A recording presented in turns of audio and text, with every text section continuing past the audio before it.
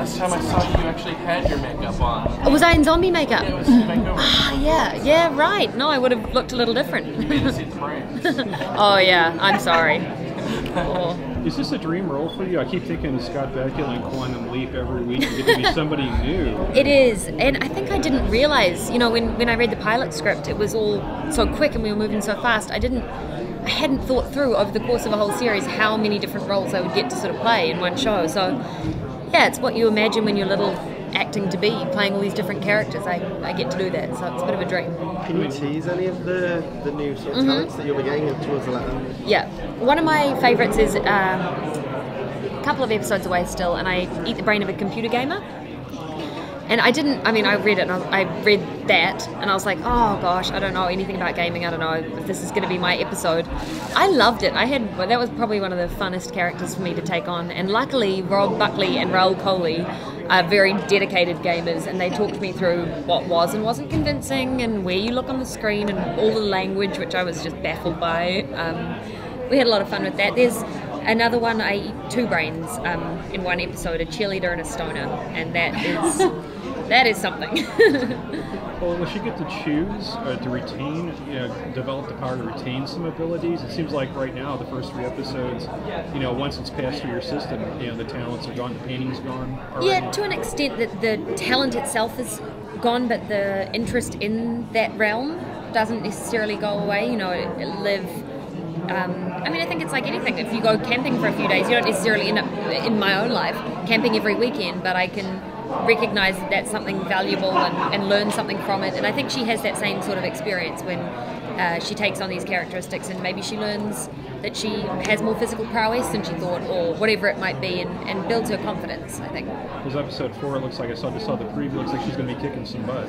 Oh yeah, she dabbles in little martial arts. Something to look forward to. The computer gaming episode, is she going to be necessarily taking on challenging major, because that's like one of his passions?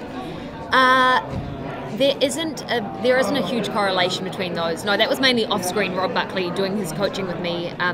He's got his own very interesting storylines that start to come up that keep him pretty focused through those episodes. How long does it take you before you can get into all the makeup? Or is there a lot of color correction afterwards? Yeah, about an hour and 45 minutes in the morning. But actually, I think I spent about an hour and 40 minutes putting on my makeup today, so it's not that outrageous.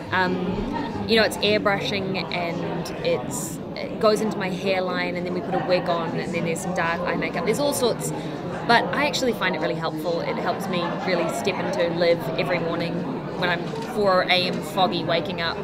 Kind of gives me the time I need to prepare, so it's not a bad thing. Do you ever leave without taking it off?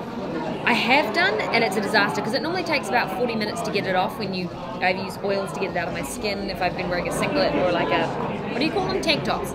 If I've been wearing we call them singlets, and everybody thinks I'm talking about wrestling. A tank top, I have to take it off my arms and everything, and use an oil to get rid of that, and then I have to wash the spray out of my hair and stuff. So it is quite a long process, and occasionally I have just been in a rush where I've been meeting somebody after work, and so on the way home I've like popped into a supermarket with like sprayed white hair and like half come off face, and I don't think about it until people are staring at me very strangely.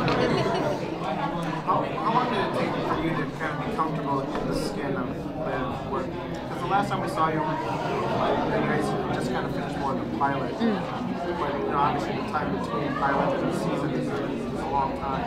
Yeah. I think it was actually quite useful to have a couple of months to really gear up and be able to do the prep that I hadn't really been able to do before the pilot. I got to watch a ton more zombie films and re-watch Veronica Mars, watch a bit of Buffy, kind of was able to look at some references, which was really helpful. And then I think it's more just being on set every day, being comfortable and relaxed with the crew. Those are the things that really help me feel like I can just be Liv every day without thinking and having to be on and introducing myself to people, but kind of able to just inhabit her a little bit more. Is Major ever going to get used to her random behavior changes? Major... Yeah, to an extent. I mean, Clive starts to really get suspicious. He is dealing with her each week, just being like, what is happening to you? There's some really, really funny stuff that comes up. Episode 12 in particular, I really like Clive and Liv's relationship. Having seen all the zombie research, where do you think iZombie kind of falls in special place?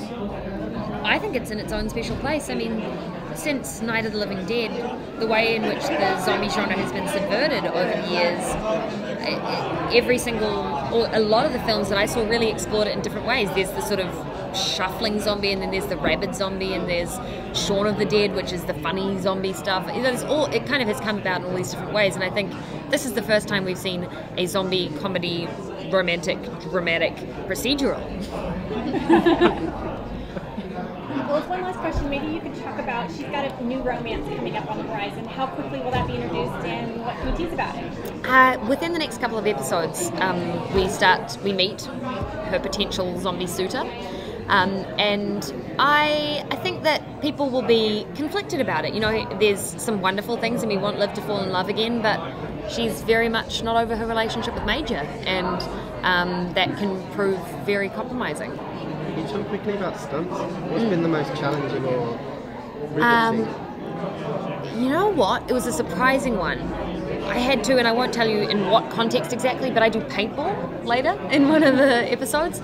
And it was something that I didn't know I had to prepare for in quite the same way. You know, next episode I do some martial arts, and I was a Power Ranger in the past, and so we had done quite a lot of martial arts training, and I sort of was ready for other things. Paintball, for some reason, really just came at me and knocked me side on. I was like exhausted after shooting that, just running around and schlepping in these heavy kind of with the guns and the heavy gear and in the heat. It was, unusual. Did you get hit?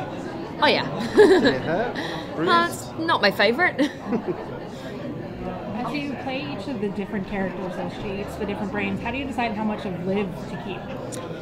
That's a good question. I think tonally, I just trust Diane and Rob, and we talk through each episode where we feel the brains are being most effective, and we talk to the directors, and within the cast I kind of get a sense. It's in a lot of the dialogue, the writing is there for me, but sometimes it can be quite hard because, you know, she's dealing with her own situations in her life, and I didn't want the brains to overbear upon that and like take over the story. So it's an interplay between the two, and it's a bit of a delicate balance. Thank you guys so much.